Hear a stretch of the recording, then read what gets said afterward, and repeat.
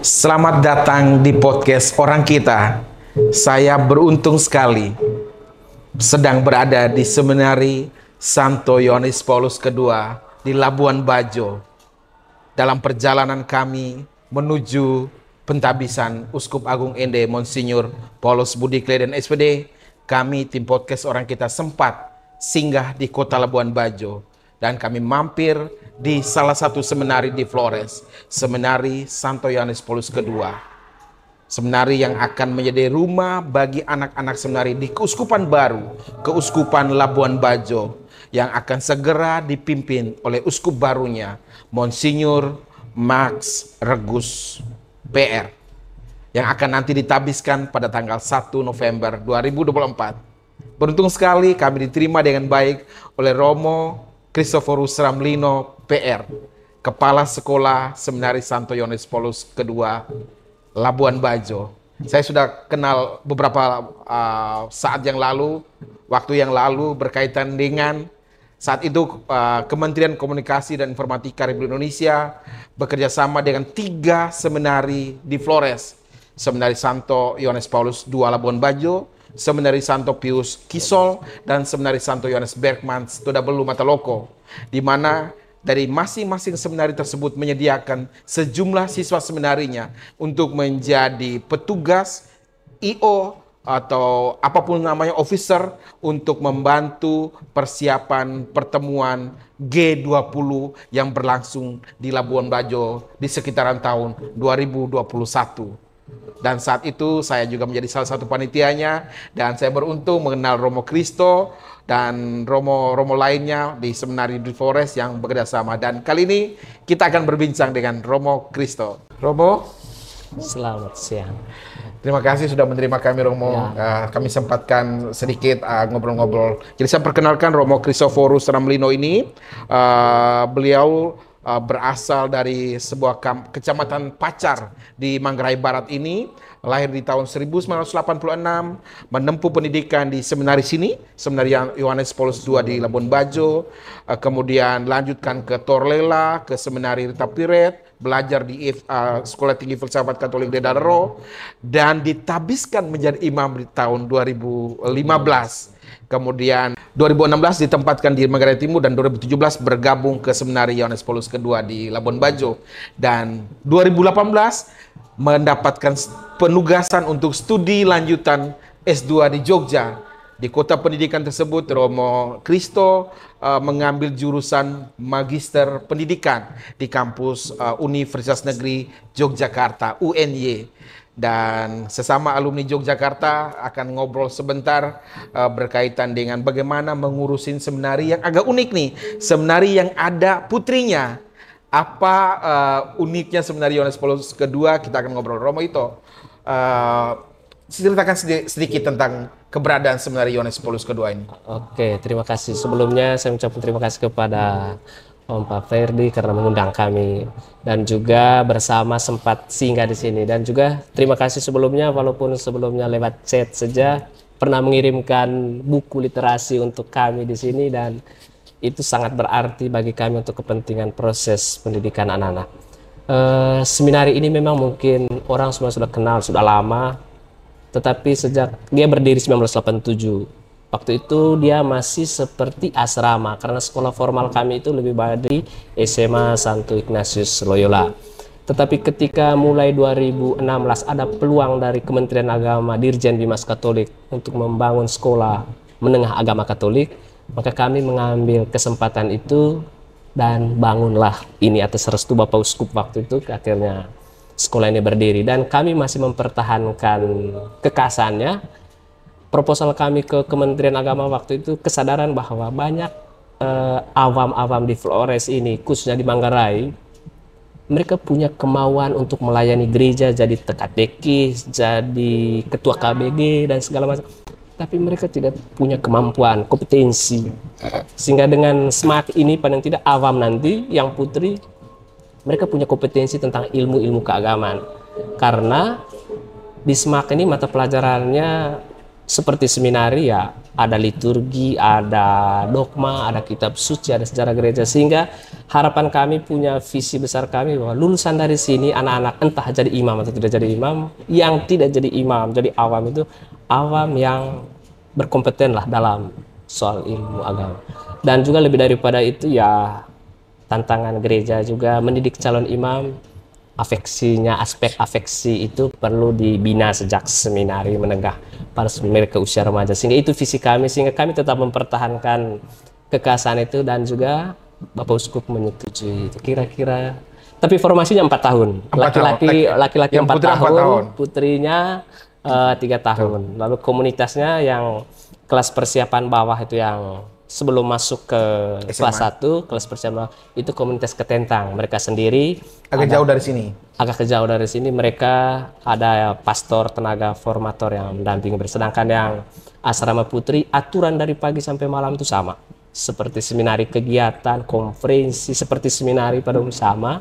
Mereka didampingi oleh suster-suster CIY.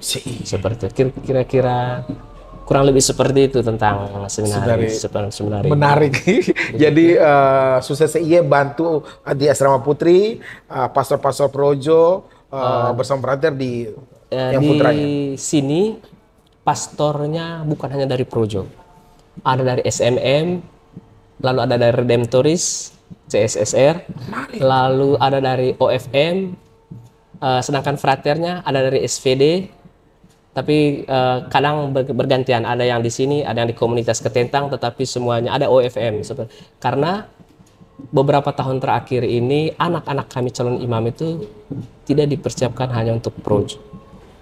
Mereka bebas memilih, konsep kami asal mereka mau menjadi imam, mau kemana saja asal mau jadi imam, silakan mereka memilih. Dan salah satu cara supaya mereka mengenal biara-biara selain imam diosesan itu adalah supaya tenaga-tenaga imam yang bersangkutan paling tidak membantu kami di sini supaya ya sama-sama mendidik anak-anaknya, memperkenalkan kongregasi dan seterusnya, seperti itu. Menarik, Romo. Jadi para formator tersebut sekaligus memperkenalkan kongregasinya. Ya, begitu. Terutama ya anak-anak biasanya keteladanan hidup itu yang paling besar bagi mereka, seperti itu. Kalau boleh tahu jumlah statistika, jumlah pembina, jumlah siswa, bisa diceritakan, Romo? Untuk situasi sekarang ya, formatornya seluruhnya imam di sini ada 6 orang.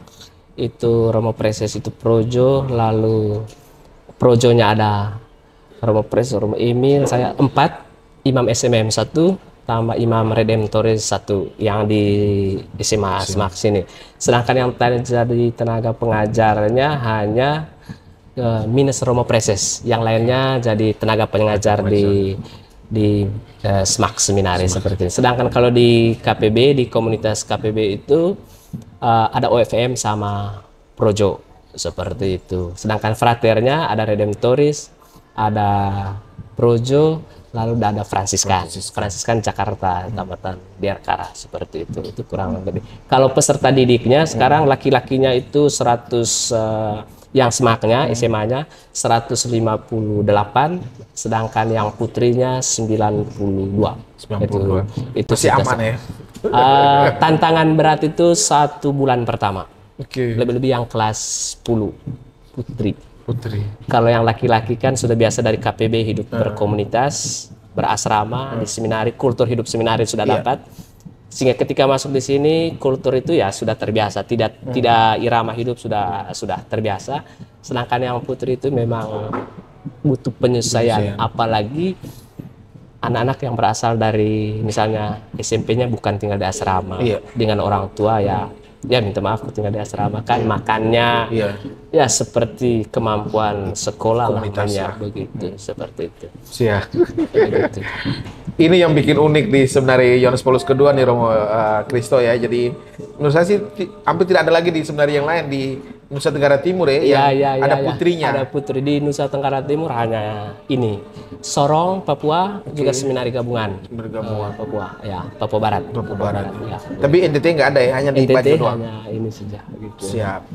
Romo Kristo, ini menarik nih. Sebenarnya ini juga belum terlalu lama ya, dari tahun 1987 seminarinya, tapi SMAK-nya ini baru 2016. Ini kami ulang tahun seminar. Kami sementara proses dalam rangka ulang tahun sekolah ini tanggal 25 Agustus puncaknya. Yang keberapa berarti? Kalau SMAK-nya yang ke-8, sementara seminarinya yang ke-37. Ke-37. Siap, siap. Tantangan berikutnya apa, Romo, yang Romo lihat untuk mengelola seminari ini? Tantangan kalau dari sisi proses formasi, tantangan terbesar ini di kota Labuan Bajo ini kota, tantangan terbesar itu adalah gaya hidup. Ketika semua seminari Indonesia ini kan ya penggunaan teknologi, khususnya HP, itu kita batasi, seperti itu. Ketika kita batasi, disitulah tantangan terberat. Bagaimana anak-anak kami, mereka dibatasi itu, sementara mereka lihat teman-teman lain yang seusia mereka bebas. bisa gunakan. Itu tantangan terberat kami. Walaupun kami di sini beri kelonggaran pakai HP, gunakan HP itu hari Minggu setelah belajar pertama jam 9, setelah belajar pertama itu jam 9 pakai HP, jam 5 sore dikumpulkan lagi.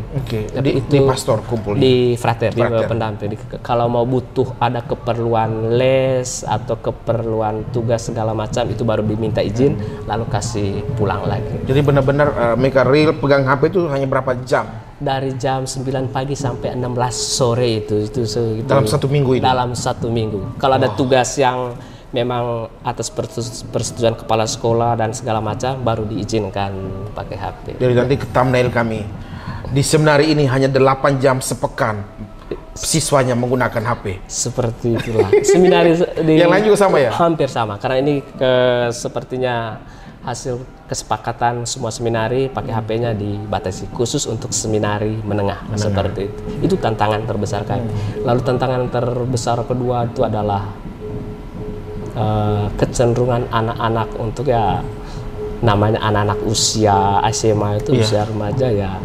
Labuan Bajo ini rame, tempat menarik di luar itu banyak, sehingga ya kadang mereka ya bahasa seminarinya bolos. Misalnya kalau ada acara keramaian di luar, misalnya ada konser, ada perayaan besar, karena tempat di luar di Labuan Super Premium banyak tempat menarik, sehingga mereka harus, sehingga formator itu, pendamping itu, pembina itu harus betul-betul kerja all out 24 jam untuk meyakinkan mereka bahwa banyak orang besar itu yang diproses dengan gaya hidup seperti ini, seperti itu yang tantangan terbesar kami di sini. Begitu. Menarik. Romo, kalau boleh tahu sudah berapa pastor kira-kira yang dihasilkan dari seminari ini? Sudah ada datanya kalau ada? Ini biasanya di launching saya kurang terlalu apa. Launching biasanya menjelang PESFAM. Itu biasanya ada datanya. Nanti kita minta ya. Oke, untuk begitu. Dan sekarang kan sebenarnya ini dulu kan sebenarnya uskupnya gabung di Keuskupan Ruteng ya. Sekarang keuskupan sendiri nih. Bagaimana Romo Kristo melihat sebenarnya ini sudah ada uskup sendiri, lebih dekat di sini, apa kira-kira tanggapan? Untuk sementara informasi yang kami dapat bahwa dua seminari di Keuskupan Ruteng maupun Keuskupan Labuan Bajo, informasi yang kami dapat bahwa ini menjadi seminari milik bersama. Tetapi memang sebagai seminari di Keuskupan Labuan Bajo, ya paling tidak kami harus mempersiapkan imam-imam masa depan kami ya, yang harus ya sesuai dengan tantangan zaman sekarang. Karena memang ya tantangan semakin baik dari sisi kompetensi dan segala macam itu ya, memang tantangannya semakin besar. Kalau zaman dulu jadi imam itu ya tantangan dari sisi kompetensi dan segala macam itu, tapi sekarang memang dibutuhkan lebih dasar.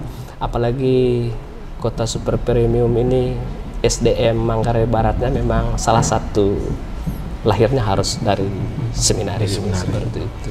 Siap. Dan ini seminari di bawah kendali atau pengawasan Bimas Katolik ya? SMAK seminarinya. SMAK seminarinya itu di bawah naungan Bimas Katolik. Sementara seminari kan lembaga gerejanya seminari, tapi yang kenegaranya, yang negara kenalkan SMAK Seminari Santo. Ya, ada SMAK-nya itu yang SMAK itu dalam maksudnya SMAK Katoliknya. Ya, begitu seperti Itu berlaku untuk seluruh seminari itu khusus Bajo? Kalau Labuan Bajo kan di bawah Kementerian Agama. Satu yang di Flores itu yang di bawah Kementerian Agama seminarinya, yang di bawah Kementerian Agama Hanya Bajo. hanya Labuan Bajo saja seperti itu. Yang lain itu di bawah SMA apanya lebih banyak Kisol, Mataloko, Hokeng, dan juga Kupang itu di bawah Kementerian Pendidikan semua seperti itu.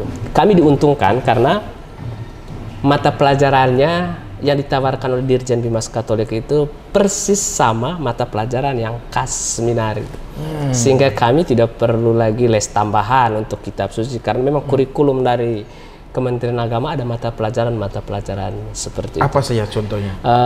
Liturgi, lalu pastoral katekese, lalu dogma, dan juga ini sejarah gereja. Sejarah gereja. Lalu di situ kami biasanya tambahkan juga dengan misalnya program utama kekekasan keuskupan, rencana strategis keuskupan itu kami tawarkan di materi-materi di 5 mata pelajaran yang tadi seperti itu. Sehingga misalnya tahun ini keuskupan itu tentang pastoral ekologi integral dengan dokumen Laudato Si-nya ya kami selipkan, ajarkan ke anak-anaknya itu di mata pelajaran ya pastoral katekese tentang itu, sehingga selain prakteknya ya mereka teori dasar kenapa ada ekologi pastoral itu mereka paham seperti itu. Menarik. Kalau anak seminari sudah belajar tentang Laudato Si itu menarik karena ya zaman kami dulu seminari kayaknya belum sampai ke level itu. Karena prinsip pertimbangan kami di sekolah itu anak-anak itu bukan soal mereka paham dulu kenapa ada pastoral integral, mereka paham dulu dasarnya kenapa seperti itu ya dari Laudato Si dan segala macam kitab sucinya. Lalu setelah itu mereka praktekkan dalam kehidupan, makanya kami ada kelompok minat pencinta alam. Di situ turunan semua program sekolah itu semuanya ada turunan semua dari situ, sehingga satu komando dari mereka tahu konsepnya sampai di karya itu mereka bisa satu jalur dia punya apa, sehingga tidak terpisah dia punya apa begitu. Kalau kelompok minatnya ada seni musik, lalu seni tari. Kalau festival 3 tahun ini tarian kolosal selalu dari sini terus.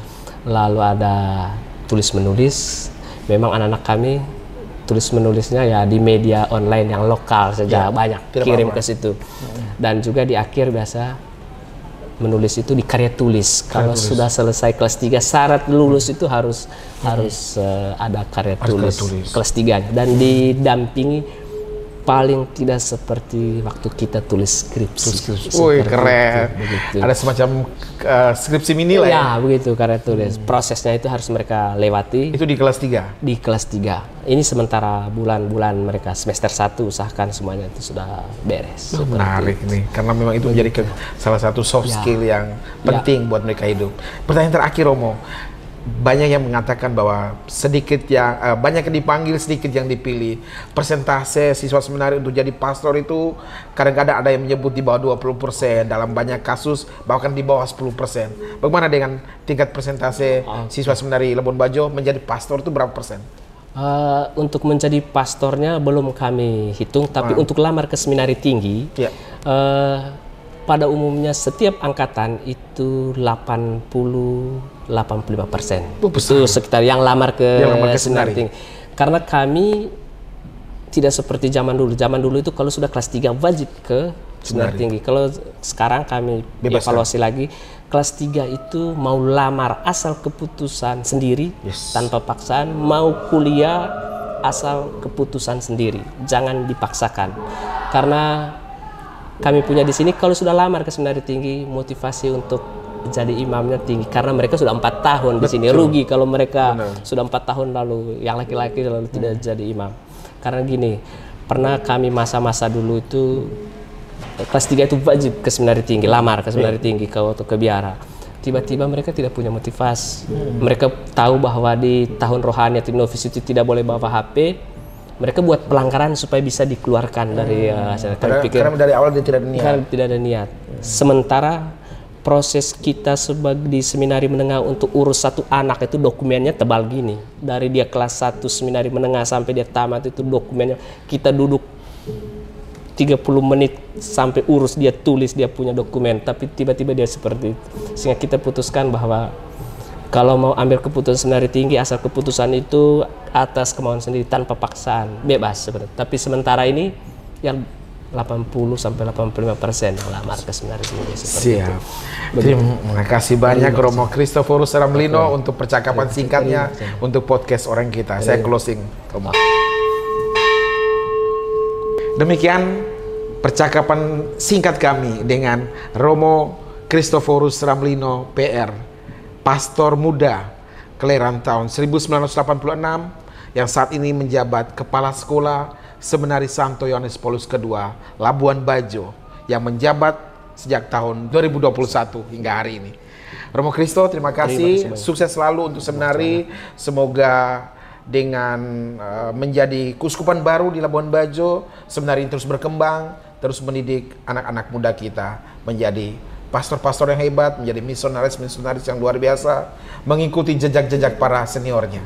Baik, terima kasih podcast Orang Kita yang telah memberi kesempatan kepada kami. Paling tidak dengan ini sekolah kami seminari di Super Premium ini bisa dikenal oleh banyak orang, dan juga ya bisa membantu kami, memberi masukan bagi kami jika ada lulusan kami yang bekerja di mana saja atau di tempat mana saja, bisa membantu kami beri masukan supaya seminari ini betul-betul melahirkan generasi emas seperti yang dimimpikan oleh kita, terutama untuk Labuan Bajo, Kesupan Labuan Bajo, dan juga Manggarai Barat, dan tentunya untuk Indonesia seluruhnya. Terima kasih.